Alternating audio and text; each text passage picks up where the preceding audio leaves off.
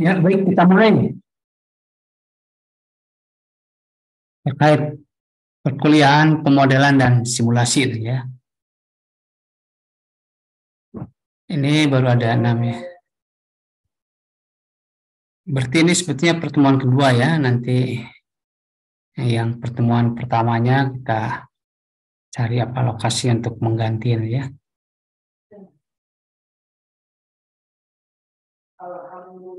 Pemodelan dan simulasi perkuliahannya. Nanti apa itu model, apa itu simulasi, akan kita diskusikan kan.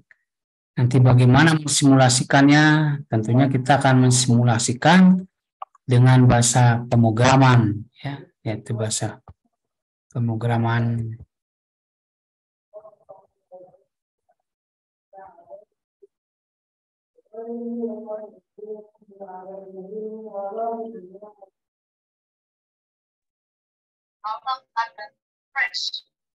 Ya.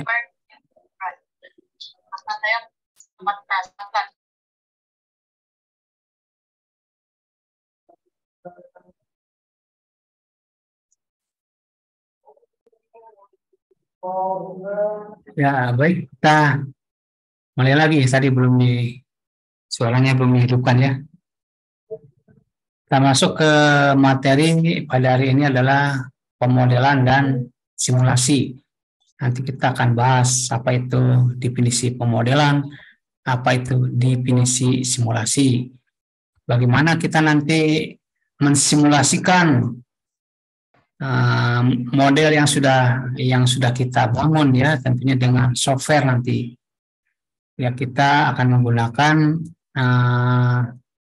namanya itu menggunakan Python tentunya untuk alat untuk mensimulasikannya.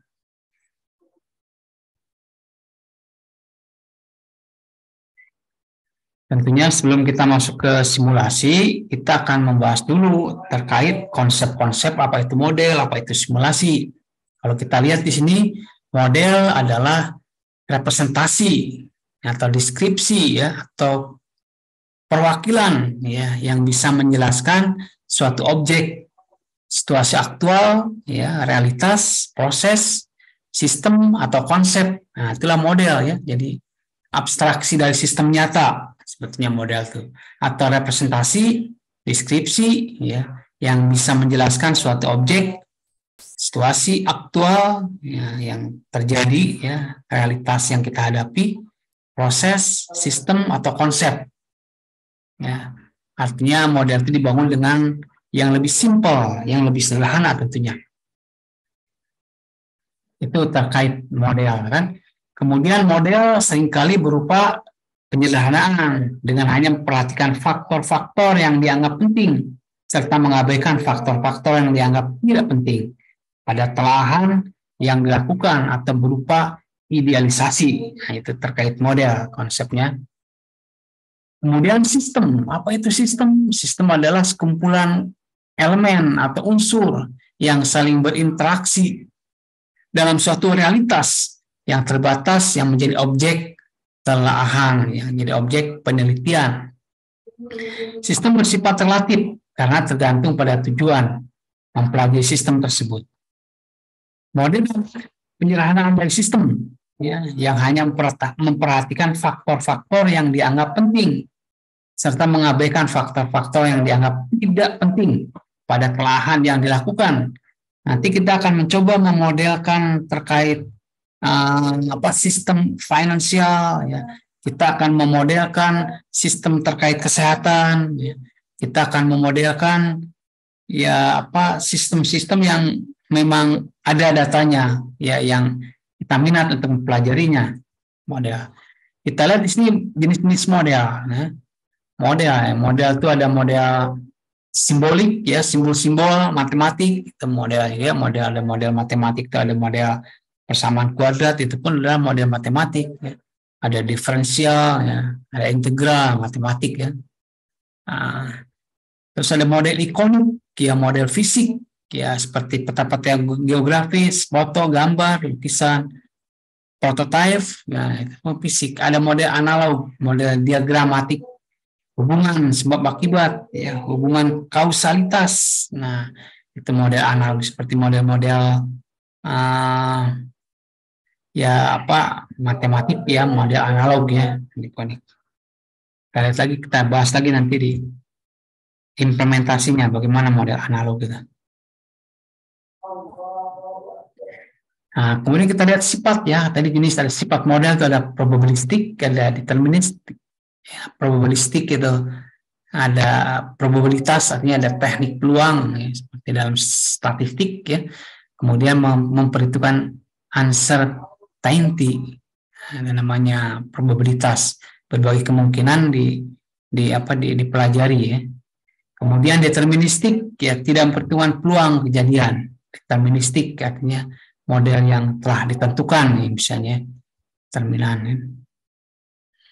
Kemudian sifat model itu ada deterministik seperti tadi ya, versus stokastik. Model deterministik mengabaikan keragaman, ya, acak ya, random variation-nya diabaikan. Model stokastik secara eksplisit memperhatikan adanya keacakan random ya. Contoh-contoh keacakan yang menjadi perhatian dalam suatu model meliputi lamanya suatu operasi, frekuensi kegagalan suatu operasi, waktu antar kedatangan pelanggan. Nah, itu kalau diberikan kepada aplikasi manajemen itu ya, manajemen logistik ya, kejadian hujan misalnya. Kemudian fungsi model. Model itu ada model deskriptif, model alokatif. Model deskriptif ya deskripsi matematik dari kondisi dunia nyata.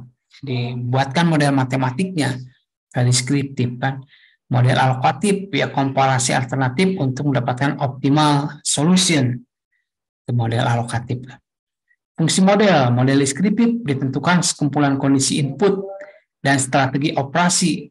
Model ini akan memprediksi apa yang akan terjadi. Model input output. Nanti kita akan mencoba ini model deskriptif ini ya, model pacifier, model forecasting ya, deskriptif itu. Model alokatif perspektif itu ditentukan sekumpulan kondisi. Model ini akan memberikan suatu solusi terbaik untuk suatu kondisi tertentu. Secara konsepnya, model-model statis dan dinamis. Model statis menangkap tingkah laku sistem pada sebuah titik waktu tertentu. Ya, artinya relatif perubahan, tidak ada perubahan. Ya. Sedangkan model dinamis itu menggambarkan tingkah laku sistem sepanjang waktu tertentu. Artinya ada perubahan, ya, ada variabel ya, terlibat di sana, ya, sehingga si variabel tersebut akan mempengaruhi tingkah laku daripada model. Kita akan coba terapkan ke dalam bentuk Python ya. Di sini metode penelitian sistem itu ada sistem nanti ya, experiment with the actual system, experiment with model of the system ya. Artinya kalau kita memperhatikan sistem, pendekatannya eksperimen dengan membuat model. Kalau eksperimen itu langsung ya terhadap objek yang akan ditelaah, tentunya ini mengandung risiko yang tinggi. Sedangkan kalau menggunakan model, dia bisa mensimulasikan ya, bisa menjadikan si sistem yang real itu menjadi lebih sederhana, kemudian dimodelkan dengan komputasi, sehingga dari segi waktu, dari segi biaya itu akan lebih efisien. Tuh, diharapkan begitu dari model itu. Penelitian pemodelan merupakan tahapan dalam membuat model dari suatu sistem nyata. Ada pemodelan, modeling, ada tahapan-tahapan untuk melakukan model itu namanya modeling atau pemodelan. Tujuan dari studi pemodelan adalah menentukan informasi yang dianggap penting untuk dikumpulkan sehingga tidak ada model yang unik. Ya, artinya model itu tidak unik ya, karena variabelnya itu dikumpulkan bisa dari data yang secara umum maupun data yang secara private. Bila sistem yang dipelajari terlalu kompleks, biasanya dibuat model untuk setiap subsistem, kemudian digabungkan. Kegunaannya di sini membantu untuk berpikir, ya. Artinya membangun model mensederhanakan sistem, artinya sistem itu disederhanakan sehingga bisa dipelajari lebih baik, ya. Itu untuk membantu cara berpikir seorang analis kan. membantu untuk berkomunikasi. Artinya dengan membangun model itu sistem yang dipelajari bisa dikomunikasikan dengan bagian-bagian yang lain. Ya, misalkan kalau model itu dikembangkan untuk model transportasi, tentunya model tersebut bisa dikomunikasikan dengan orang informatik, ya, dengan orang manajemen, dengan orang wilayah, ya, tata kota, dan bisa komunikasikan. Alat untuk berlatih, artinya sebelum kita masuk ke dalam sistem nyata, model itu bisa diutak-atik, ya, bisa dimodifikasi, utak-atik, kemudian diuji coba, hasilnya bisa kelihatan langsung. Alat prediksi bisa, tentunya model itu bisa untuk memprediksi, bisa untuk mengklasifikasi, ya. Mengklasifikasi itu bisa mengklasifikasikan, ya, mengelompokkan ke dalam kelompok-kelompok tertentu. Dengan data-data yang baru itu nanti bisa dikelompokkan ke dalam kelompok yang ada. Untuk prediksi pun begitu, ya, data masa lalu, data histori, itu data yang telah terjadi itu kan bisa di mining, nanti bisa dimodelkan, ya, dengan tujuan untuk memforecast, meramalkan kejadian yang akan datang didasarkan pada kejadian-kejadian yang telah terjadi. Membantu dalam percobaan, jelas, ya, dalam trial and error misalnya bisa digunakan. Udah.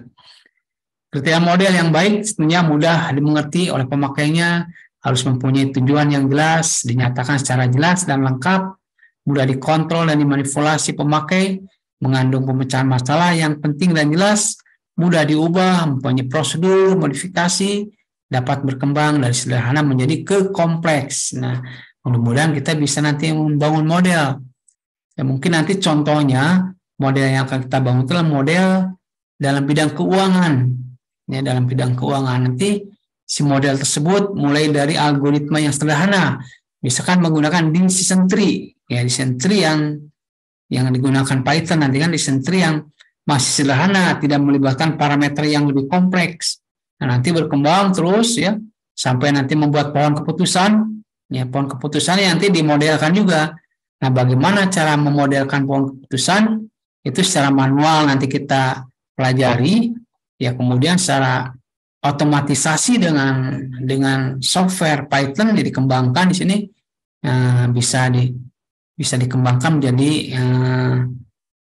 sistem yang lebih kompleks, ya, lebih, ya, tingkatnya mungkin tingkat intermediate, ya, mulai dari basic, intermediate, ya, menengah.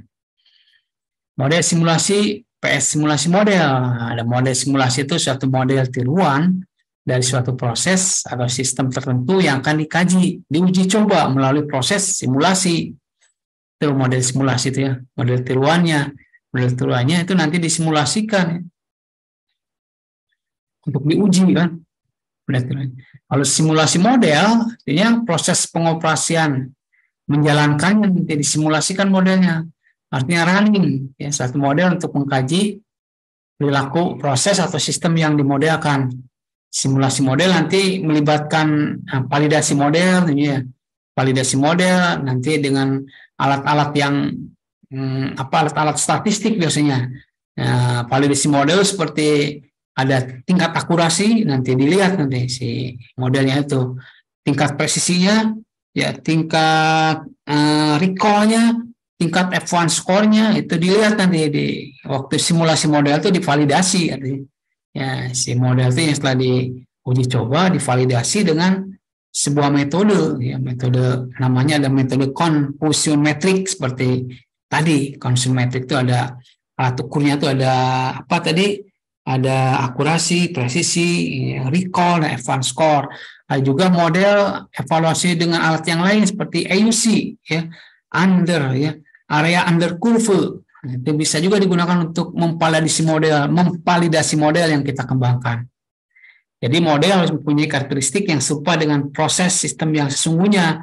Nah, itu berarti bagus kalau kita membangun model, artinya hasilnya itu, hasil dari model yang kita kembangkan harus sama dengan hasil yang dihasilkan oleh sistem real, sistem nyata.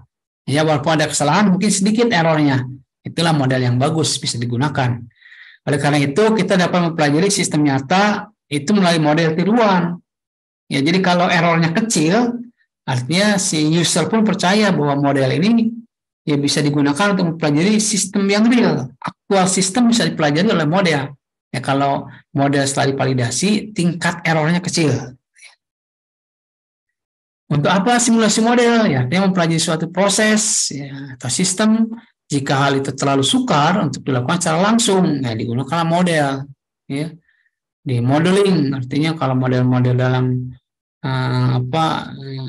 PNI itu ya peperangan yang menggunakan uji coba senjata-senjata yang mahal itu berlaku sekali dimodelkan. Tapi kalau kita memodelkannya ya misalkan memodelkan bankruptcy of industri ya bisa. Jadi memodelkan mensimulasikan bagaimana suatu perusahaan itu akan bangkrut misalkan ya. Bagaimana suatu perusahaan itu akan mampu mengklasifikasi potensial customer, nah, bisa itu dimodelkan ya. Sukar bisa juga diartikan sebagai mahal, berbahaya secara teknis, susah dan sebagainya. Ya, artinya berbagai sistem, berbagai bidang, asalkan ada sistemnya, prosedurnya, bisa diusahakan, ya bisa kita analisis ya, bisa diusahakan dibangun model dan disimulasikan tentunya. Untuk permasalahan ini, kita ingin mempelajari pengaruh komposisi dan assignment berbagai jenis equipment pada sebuah operasi tambang terhadap produksi total. Nah, ini contoh yang itu ya, yang agak sulitnya. Dapat dilakukan dengan melaksanakan eksperimen berbagai komposisi, memerlukan waktu yang lama. Ya, kalau contoh yang akan kita nanti kembangkan ya adalah contoh sebuah industri. Industri ya kita bisa mempelajari suatu industri itu dapat mengalami distress ya, dapat mengalami distress zone, gray zone maupun set zone. Artinya suatu industri baik itu industri manufaktur maupun jasa itu bisa kita mempelajari bahwa industri tersebut akan mengalami ya kesulitan keuangan berada dalam daerah gray area, ya, kemudian berada dalam kondisi sehat artinya si industri. Itu nanti kita ada alatnya, ada metodenya, yaitu menggunakan metode Altman-J-score misalnya untuk sebagai dasar, kan? Sebagai dasar untuk dijadikan data training dan data testing. Hingga kita kembangkan nanti Python, kan? Coding Python untuk mengotomatisasi itu semua dapat dilakukannya, itu nanti akan kita kembangkan. Atau bisa juga nanti kita misalkan ada perusahaan broker ya, broker itu ingin mencari customer potensial untuk invest di trading. Nah, dia bisa dicari datanya di perbankan. Misalkan data-datanya bisa berupa usia, bisa berupa pekerjaan, bisa berupa student, atau bisa berupa loan, apapun. Ya asal data-datanya itu mencerminkan atau pernah terjadi transaksi yes or no, itu bisa dimodelkan nanti. Ya ini nanti contoh yang lain ya. Nah jadi secara ideal tuh kita menginginkan untuk memiliki segala informasi yang berkenaan dengan setiap alternatif yang dapat dipilih. Misalnya kan jika kita memilih suatu komposisi plat tertentu, bagaimanakah tingkat produksi, utilisasi, unit, dan sebagainya. Ini eksperimentasi langsung secara teknis dan ekonomis pada umumnya suka dilakukan. Model simulasi akan dapat membantu dalam situasi semacam ini. Ya seperti itu tadi. Kalau kita akan menganalisis industri manufaktur maupun jasa dalam kondisi tadi good, enough, atau bad. Nah, itu kan bisa dianalisis dan itu susah tentunya, datanya bisa diambil dari dunia nyata kan, bukan dunia nyata ya, diambil dari aktual dari perusahaan kan, mereka nggak mau memberikan ya. Mungkin kita bisa ngambil dari sumbernya, bisa ngambil dari laporan-laporan keuangan ya, kemudian diolah dengan metode tertentu, kemudian dijadikan data training, data testing menggunakan algoritma yang berbasis ya mesin learning atau kecerdasan buatan ya, algoritmanya kan, kemudian nanti dievaluasi ya. Ya, jadi intinya gitu, kita dapat mempelajari suatu proses melalui model tiruannya. Ya, tiruan itu nanti model yang kita kembangkan. Semua ini dapat dilakukan dengan cepat, murah, dan tanpa harus mengganggu sistem yang tengah berjalan. Kita dapat mempelajari suatu sistem bahkan sebelum sistem itu ada secara fisik, ya, disimulasikan dulu, ya, seperti pembangunan yaitu IKN, IKN ya di Kalimantan itu disimulasikan dulu oleh para ahli kan. Misalnya kita dapat mempelajari efek penempatan suatu fasilitas tertentu sebelum fasilitas itu dibangun, ya fasilitas di ibu kota negara ya baru di Kalimantan itu kan bisa disimulasikan kan, ada sebuah fasilitas misalkan pembangkit tenaga listrik atau fasilitas yang lainnya ya yang terkait dengan layanan publik, nah bisa itu disimulasikan. Secara esensial, kita dapat mempelajari setiap alternatif putusan tanpa harus secara nyata menerapkan alternatif tersebut. Kenyataan ini akan dapat membantu kita dalam usaha memilih alternatif yang terbaik. Ya, benar. Nah, nanti kita mencoba model simulasi dan pengambilan keputusan. Ya, artinya kita akan belajar juga teori pohon keputusan, ya, menggunakan pohon keputusan ID3. Ya, bagaimana membangun pohon keputusan. Nah, di sini akan dilihat beberapa bentuk solusi. Ada solusi analitik, solusi algoritmik, solusi simulasi. Ya, kalau analitik, solusi yang diperoleh secara langsung dengan tersedianya suatu formula atau rumus. Nah, analisis kan. Algoritmik, ya solusi yang dapat diperoleh dengan menggunakan suatu algoritma atau prosedur tertentu. Ya, algoritma kan urutan-urutan yang disusun secara sistematis dan logis untuk menyelesaikan permasalahan. Nah, algoritma itu. Kita merujuk ke situ. Kita merujuk ke sana ke algoritmik ya, ke algoritma berbasis machine learning ya untuk mensimulasikan solusi yang diperoleh. Kalau simulasi solusi yang diperoleh dengan melakukan suatu eksperimen.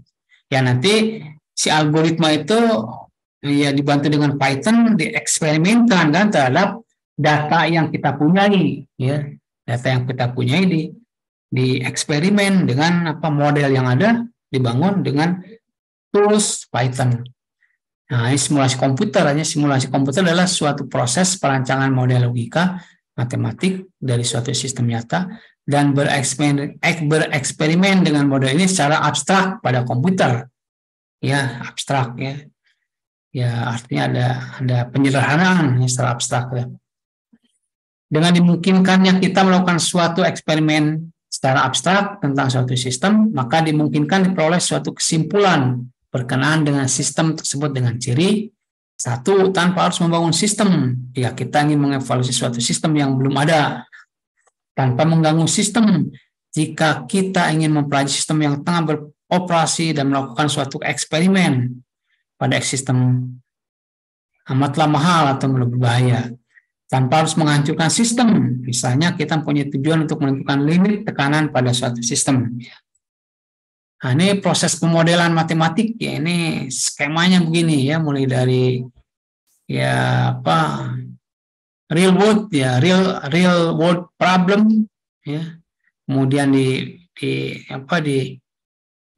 disederhanakan ya, kemudian kita mampu membangun model untuk bekerja, kemudian dinyatakan ya, dalam matematik model ya, kalau ya dalam bidang skema juga bisa ya, menggunakan skema algoritma kan, kemudian buatlah model komputasionalnya kan, kemudian disimulasikan, ada hasil, baru nanti conclusion, kesimpulan.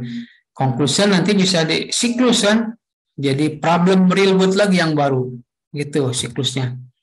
Langkah-langkah dalam studi pemodelan ini ada problem formulation, ada setting ya, nanti model konseptual, data collection jelas ada nih, nanti model translator, validate ya, data collection itu nanti proses dulu kan, dipersiapkan supaya bisa diolah dengan dengan algoritma, dengan bahasa Python. Artinya data collection itu dibuat pre-processing dulu ya, ada data-data yang hilang dilengkapi, ada data outlier dieliminasi, ada data tidak seimbang, artinya disiapkan di data collection ini ya. Kemudian ini eksperimen ya, production, dokumentasi, implementasi nanti sini kan.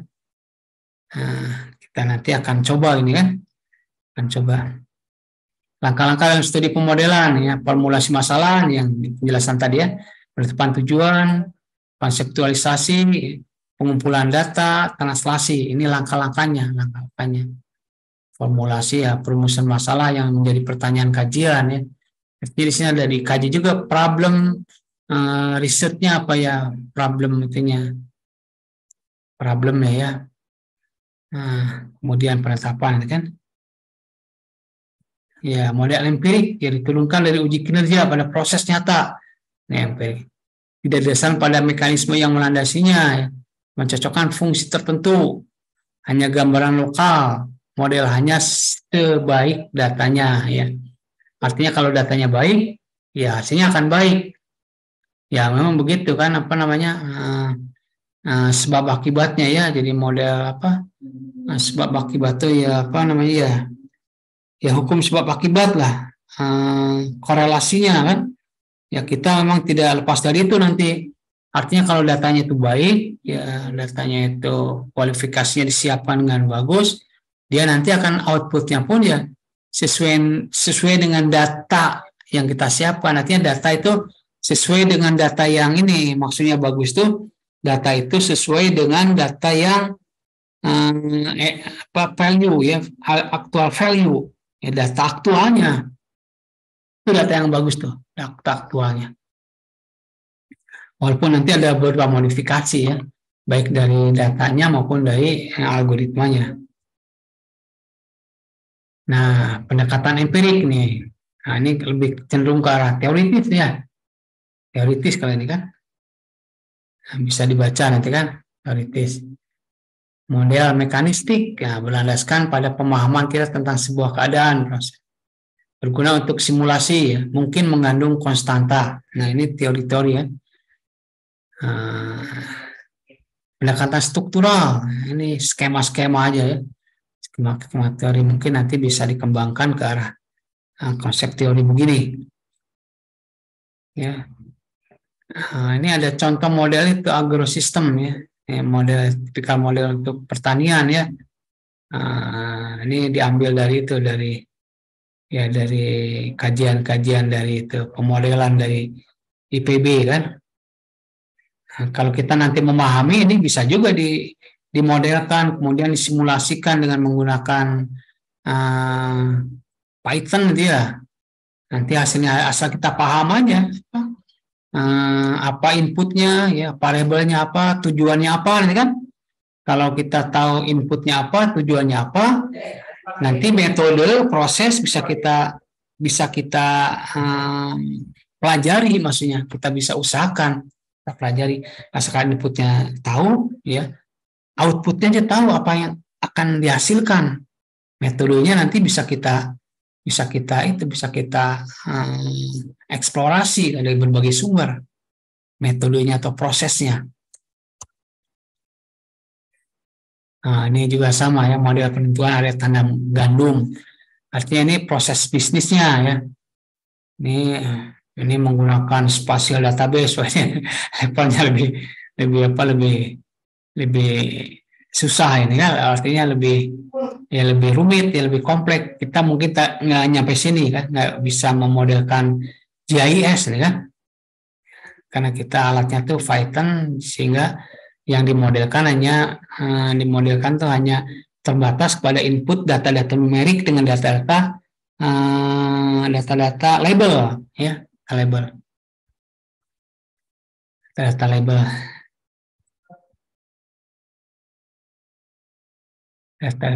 ya. Ya, itu kalian pengantar dari pemodelan ya. Nanti kita akan masuk ke yang lebih teknis ya, tentunya akan lebih sederhana yang menggunakan model tadi. Model terkait bidang-bidang kesehatan kan, medical modeling atau dengan financial modeling. Nah, dua kasus itu aja yang akan kita usahakan dijadikan model, kemudian dibangun sistem itunya, sistem computerize-nya dengan computerize-nya dengan Python ya. Ini nanti validasi tadi kan Silahkan ya. Jadi kalau model itu ada hasilnya nanti harus divalidasi, ya diuji ya dengan metode conversion metric atau maupun dengan metode AUC, sehingga model yang kita hasilkan tuh bisa dipercaya karena ada alat ukurnya ya, ada alat ukurnya, nilainya ada. Itu nanti kita akan pelajari ya. Nah, ini seperti yang tadi ya, sensitivitas ya, ini bisa dibaca nanti ya. Ya, untuk sementara belum membuat makalah ya, belum buat tugas. Ya, itu mungkin pengantar dari modeling dan simulasi. Ada pertanyaan?